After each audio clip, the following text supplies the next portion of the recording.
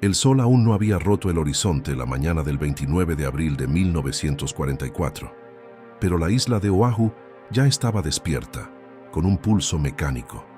En Hickam Field, el aire vibraba. En la penumbra del amanecer, una larga fila de Consolidated B-24 Liberators estaba cargada de combustible y listos, sus siluetas enormes y angulosas contra el cielo que clareaba. Entre ellos estaba la aeronave número 639, un modelo J que su tripulación conocía como la Dauntless Dottie. A los controles, el primer teniente John Jack Taliaferro, de 24 años, de Lubbock, Texas, repasaba la lista de despegue con ritmo metódico. Sus manos se movían entre interruptores y palancas, los movimientos grabados más allá del pensamiento. A su derecha, el copiloto teniente Ben Shaw murmuraba números de la hoja de prevuelo. Detrás de ellos, en la fría y estrecha cabina, otros 8 hombres revisaban sus puestos. Los artilleros probaban sus ametralladoras. 50 con una serie de clics metálicos que resonaban en el avión. El navegante trazaba el primer tramo de la ruta. El ingeniero de vuelo supervisaba el arranque de los 4 motores Pratt & Whitney R1830. El informe de la misión, dado horas antes en un barracón Quonset a oscuras, había sido claro. El objetivo, una de las instalaciones más fuertemente defendidas del Pacífico, el atolón de Truk, la Gibraltar del Pacífico japonés.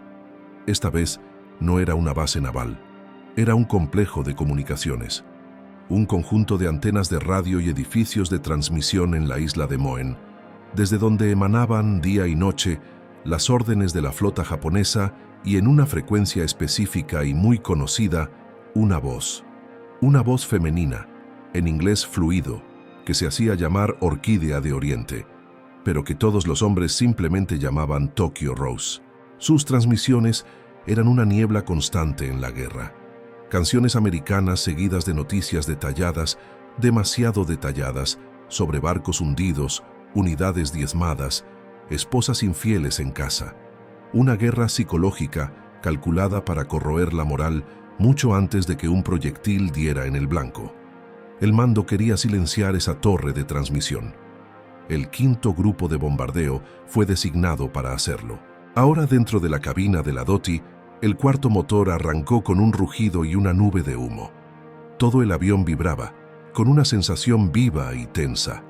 Taliaferro miró a Shaw y asintió. La comunicación por radio era mínima. Luces verdes comenzaron a parpadear a lo largo de la pista. Uno a uno, los pesados bombarderos comenzaron a moverse, rodando hacia sus posiciones de despegue. La carga de la Dottie era intensa.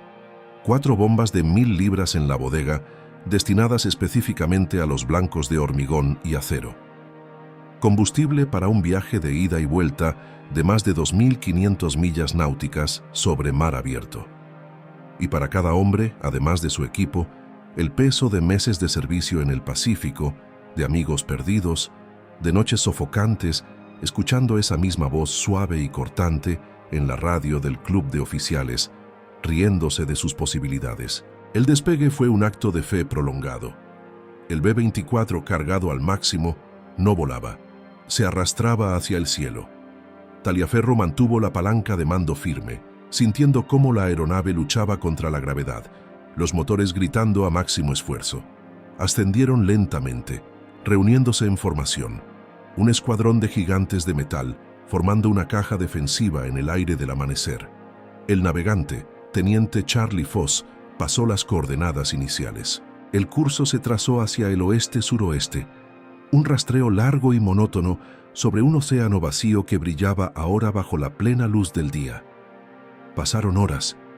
El mundo se redujo al zumbido constante de los motores, al olor a aceite caliente y oxígeno metálico, al vasto azul vacío arriba y abajo. La monotonía era el primer enemigo. Taliaferro revisaba sus instrumentos, ajustaba la mezcla, mantenía la posición en la formación. Su mente, contra su voluntad, vagó hacia la noche anterior. Habían sintonizado la transmisión, como muchos hacían, una mezcla de fascinación mórbida y desprecio. La voz venía clara, a pesar de la estática. «Buenas noches, mis queridos enemigos solitarios. ¿Recuerdan a Betty Grable, ¿Esa pierna? Ella no está pensando en ustedes. Está bailando con un industrial de municiones en Hollywood. ¿Y ustedes, muchachos del quinto grupo en Hickam? Sus nuevos B-24J son brillantes, ¿verdad? ¿Cuántos de ustedes creen que verán la Navidad? Japón tiene una sorpresa para ustedes mañana. La risa que siguió era ligera, musical y profundamente cruel. El operador de radio de la DOTI, sargento Pete Rossi, había apagado el aparato de un golpe seco. Ningún hombre habló. Lo que perturbaba era la precisión de la información, la mención a su grupo, al modelo de su avión.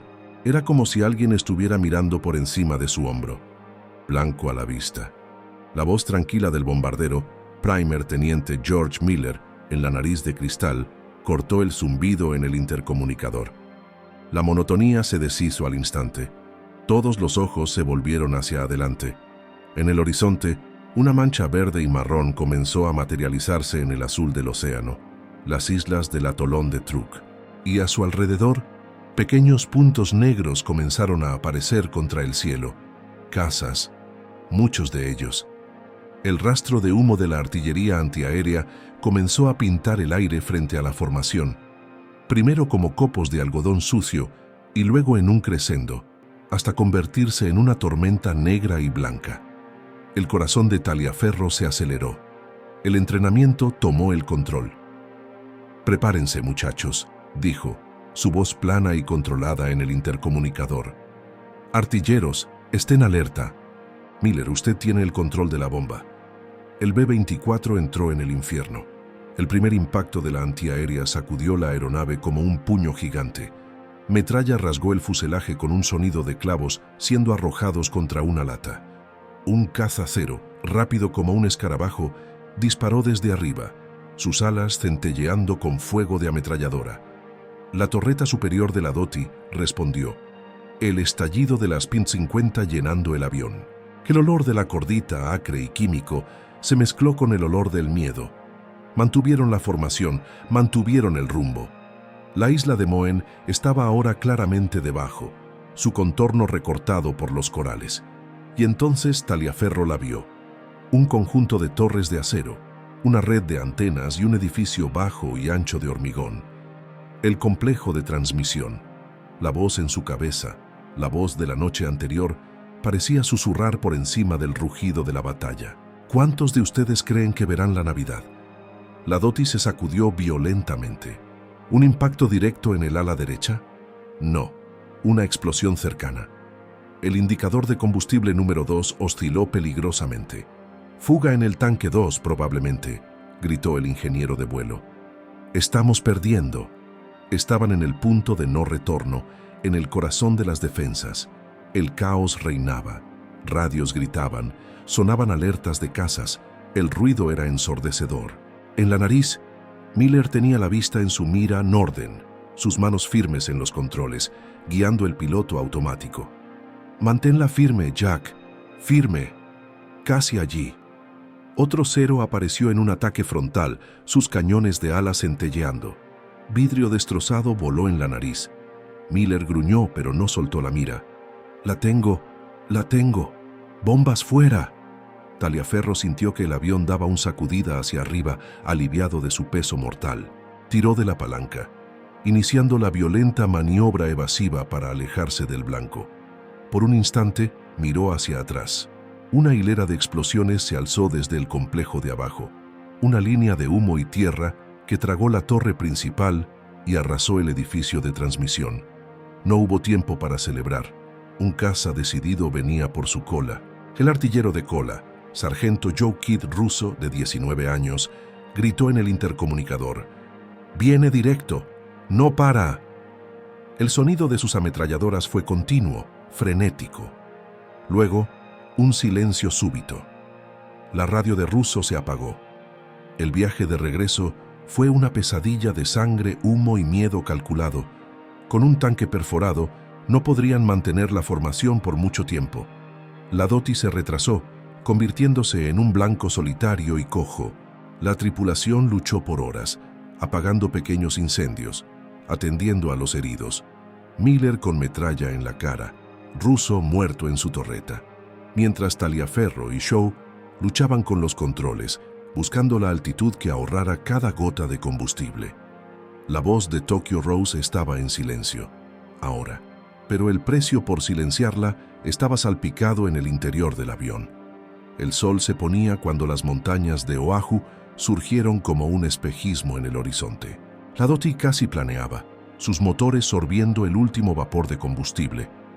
No llegaron a Hickam. El tren de aterrizaje golpeó el coral de la playa de Barbers Point, el B-24 rasgando un camino de destrucción a través de la vegetación antes de detenerse, silencioso e irremediablemente destrozado. Los camiones de rescate ya estaban en camino. En la enfermería, horas después, con la espalda rígida y los oídos aún zumbando, Taliaferro escuchó el informe. La misión fue un éxito táctico. El complejo de transmisión en Moen fue severamente dañado. Las transmisiones de Orquídea de Oriente desde esa estación cesaron. Ella reaparecería en otros lugares, por supuesto. La guerra continuaría. Pero esa noche, del 29 al 30 de abril de 1944, el silencio de una frecuencia específica sobre el Pacífico fue, para los hombres que la escucharon, una victoria peculiar y personal. La voz que se había burlado de ellos fue, por un momento, ahogada por el rugido de sus propios motores y el impacto preciso de sus bombas. El piloto del que se había burlado la víspera había, de hecho, visitado su casa con fuego y acero 24 horas después. La guerra continuaría, pero el eco de aquella risa había encontrado finalmente una respuesta.